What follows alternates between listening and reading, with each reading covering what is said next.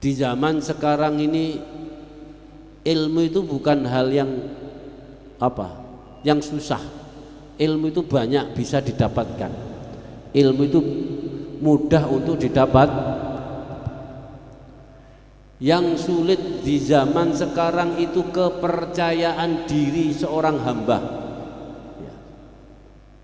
Kepercayaan diri seorang hamba dalam mengabdikan diri kepada Allah Subhanahu wa ta'ala. Zaman sekarang untuk menjadi orang yang bijak itu susah, tapi menjadi orang pintar dan alim itu gampang. Secara bahasa orang bijak itu bisa menempatkan diri dengan kondisi dan keadaan seperti apapun, tapi tetap menempatkan diri, bisa menempatkan diri dengan selalu mengabdi kepada Allah Subhanahu wa ta'ala. Jadi untuk menjadi orang yang bijak, Bu Pak, yang paling sulit di zaman sekarang ini, program bijak itu cuma satu yang paling sulit. Yang paling sulit sekarang itu bukan mencari ilmu, mencari pemahaman tentang bijak, tapi dasar dari orang itu bijak karena memang mampu menempatkan diri dengan kondisi apapun ketika menghadapi kehidupan yang keras. Bagaimana kehidupan ini nggak keras? Kadang-kadang kita berbuat baik malah dianggap nggak baik. Kita berupaya berusaha melakukan yang terbaik malah dicurigai yang enggak. Lah orang bijak itu bisa menempatkan diri. Orang bijak itu bisa menempatkan diri dengan kondisi apapun, tetap percaya diri menjadi hamba-hamba Allah. Ini diingat-ingat. Jalan bijak ini jalan syariat yang paling mudah untuk mengenal ajaran dan tuntunan. Ya, ini perlu diingat-ingat. Jalan bijak itu jalannya syariat. Jalannya syariat yang mudah untuk mengenal tuntunan, untuk mengenal ajaran. Baginda Nabi besar Muhammad sallallahu alaihi wasallam. Arti bijak tadi apa? Bisa menempatkan diri dengan kondisi dan keadaan seperti apapun, dia bisa menempatkan diri untuk percaya diri menjadi hamba Allah, atau bisa menjaga prinsip-prinsip baiknya. Kita ditakdirkan oleh Allah jadi orang baik saja itu sudah syukur.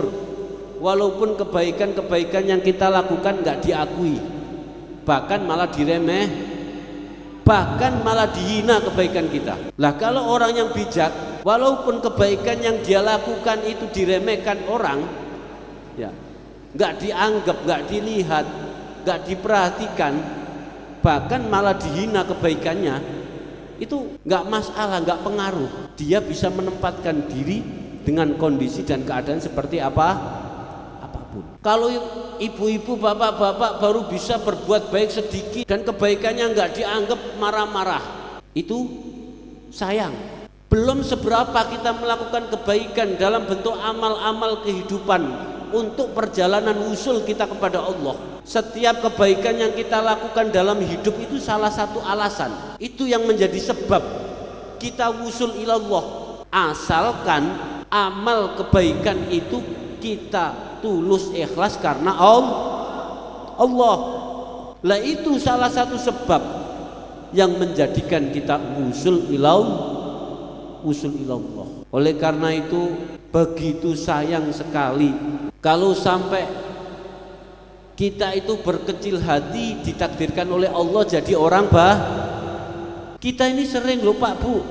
Coba bagaimana kita menjadi orang-orang yang bijak? Wong kita ditakdirkan oleh Allah jadi orang baik aja masih berkecil hati. Maksudnya berkecil hati ketika menjadi orang baik, ya, maksudnya seperti apa? Sampean dan saya ditakdirkan oleh Allah jadi orang baik, orang yang bisa senyum kepada orang lain, orang yang bisa berguna untuk orang lain. Gara-gara perbuatan baik kita nggak dihargai, kita berkecil kebaikan kita dihina, itu Bu Pak, amal ibadah kita jadi tercegah gara-gara kita masih menjadi kekanak-kanaan dalam ibadah kepada Allah.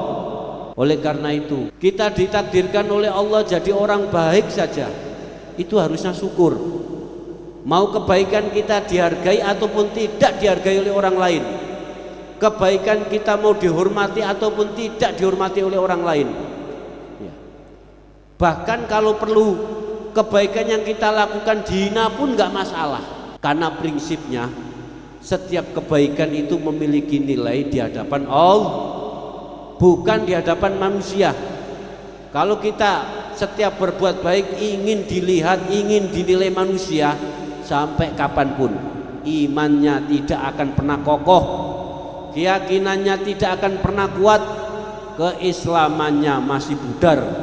Orang Islam memang betul Islam, tapi sikap sifat perilakunya belum oleh sering kali saya mengulang ayat Iqra' kitabaka kafa binafsikal yawma 'alaika hasiba. Kalau kamu ingin tahu seperti apa nanti kita dihisab di sana, hisab dulu diri kamu sendiri di saat di dunia.